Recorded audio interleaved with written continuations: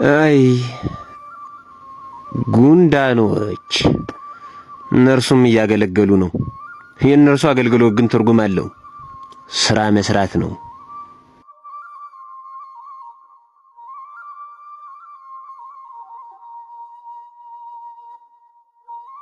ምን ነበር እንደናንተ በሆንኩ። መቼም ሙት ከመሳደብ እንደናንተ ስኳር ተሸክሞ መዞር ይሻላል። እንደውም ወደ ገዳሙ ተመልሼ አልሄድም። አዎ እንደሱ ይሻላል። ወደ ገዳሙ በጭራሽ ተመልሼ አልሄድም።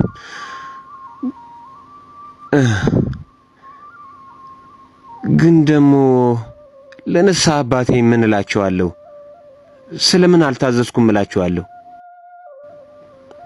አዎ መነኩሴ አበዱ ማለት እችላለሁ። አይ ሳልኩት እኮ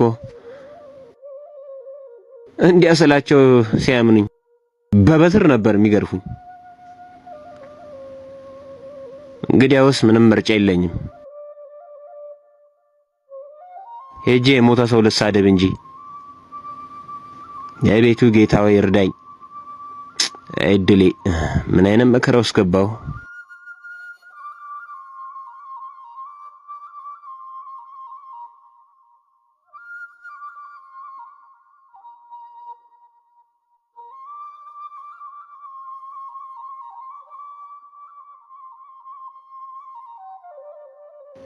በስመ አብ። ምናልባትም ዛሬ እድለኛ ሳልሆን አልቀርም። የሚቀበር ሰው ላይመጣ ይችላል። ሁልጊዜ ቀብር ያለበት ቦታ አይመስልም። ተመልከት፣ አራጣ በዳሪው ሊቀበር ነው።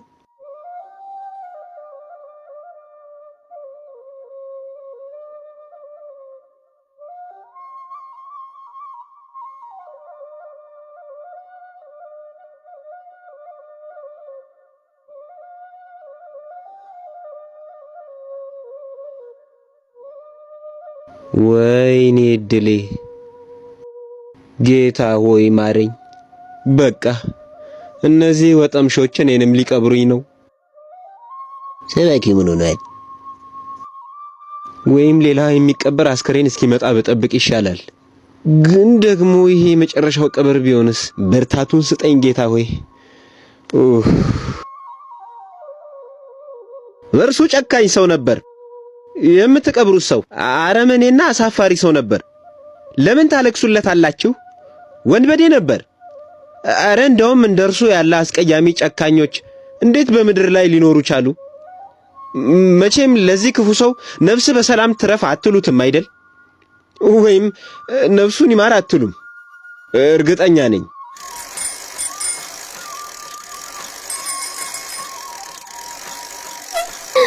ገደሉት በቃ። ወይኔ ጉዴ ፈላ። ችግሩ ምንድነው? መነኩሴው ጸሎት በዝቶብህ አበድክ እንዴ? እችን ያዘበት። እሰይ አባ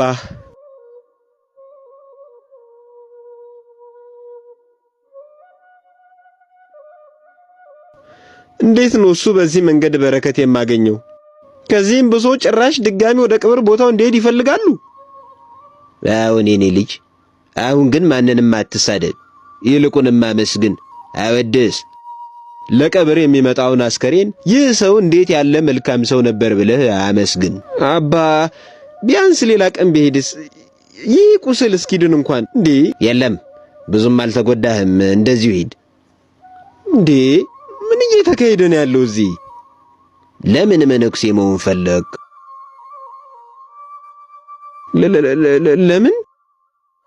ያው ድህነትን ለማግኘትና ለዓለም ሁሉ ለመጸለይ ነው። መልካም።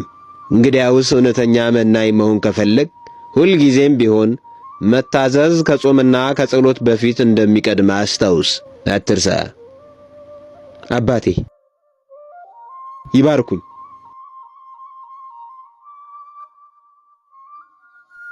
ልዑል እግዚአብሔር ይባርክህ። በስመ አብ ወወልድ ወመንፈስ ቅዱስ አሐዱ